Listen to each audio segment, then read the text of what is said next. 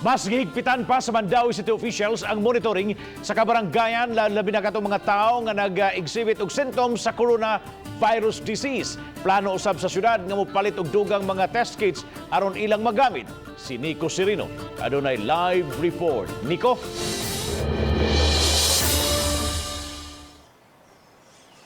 Yes, Bob, hugot nga monitoring ug surveillance sa kabaranggayan ang ipatuman sa Mandaue City nini ilang gubat batok sa COVID-19. Taliwa sa hulga nga dala sa COVID-19, gustong masiguro sa syudad mahigpitan ang monitoring sa kabaranggayan. Mao nga gitahasa na ang City Health Office, DRRM ug barangay sa subsub nga surveillance.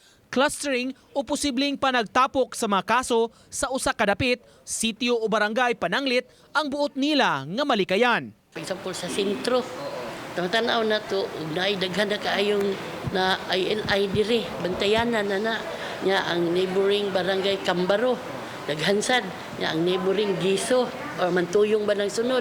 Di ato na ana ta dinha mag-alert. Pero so far wala pa man. Gihanay na ang plano sa Mandaue ugaling mudaghan ang kaso. Sa mga mild lang, sagad home quarantine ra kini. Samtang giandam ang Mandaue City Hospital alang sa mga pasyente nga dunay moderate cases. Gipreparar ng daan ang ospital ug ilang mga pasilidad kung ugaling mudaghan ang kaso.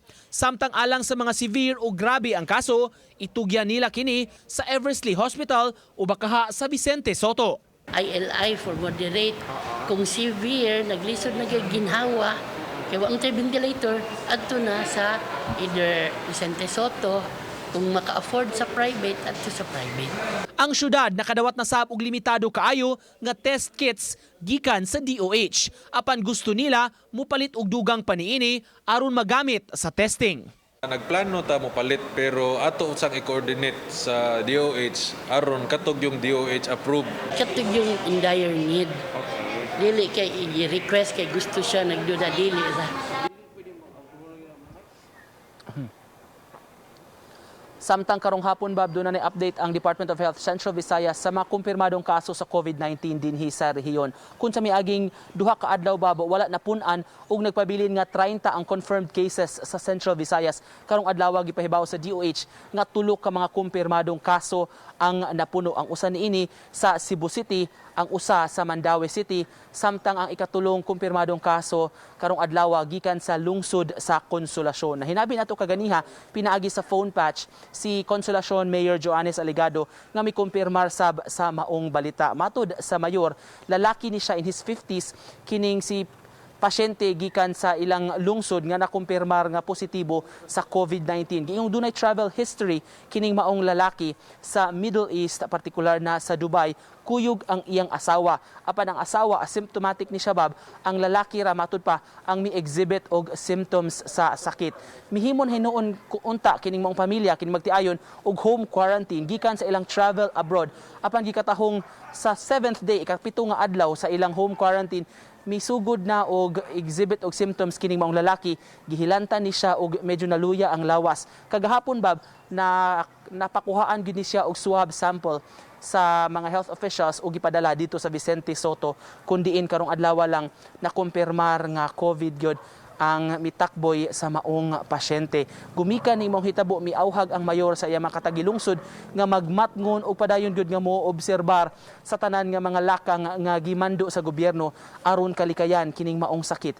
Gipahibaw na sab ang kadagkuan sa iyang residence, partikular na sa subdivision nga ilang gipuy-an o gikatahong mipatuman na sab sila og lockdown measures kabahin sa ilang lugar aron kalikayan ang pagkatapa sa virus. Atong painawon ang tipik sa pamahayag sa mayor.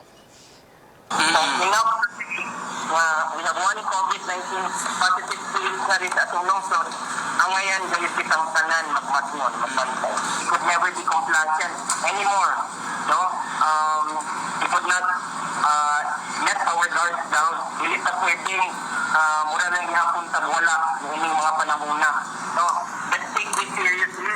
This is no joke anymore. No? Pinabuhig na ang nakataya ng ini. Padayong ahawag sa mga health officials Bob sa katawhan nga kung makasinati ganing mga simptomas mupahibaw dayon sa mga doktor aron nga masuta dayon o posibleng makuha og swab samples ang ilang gipamati Bob. Oh, Nick, dali raman lagi ito sa konsulasyon. One day naman. Unya kang hearing, anong it will take 7 days pa man before mahibawan. Kana pa atong gikumpirmar Bob na hibong ganita kay sa interview nato ni Mayor Alegado matud niya kagahapon ra ning maong pasyente na aghat nga magpakuha gyud og swab samples Bob kumikan kay mas miluya pa kuno ang lawas ni ining maong pasyente na kugang ganita paghibaw nga uy usa ka adlaw ra di ay una nga nigawas ang resulta. Kini pa Bob ang ato ikumpirmar sa kadagkuan sa Vicente Soto Subnational Laboratory kung unsa gyud kadugay ang proseso nila pag-release sa results ni ining mga swab samples nga gisumiter ngadto kanila. Thank you so much, Nico Serino, sa imong live report.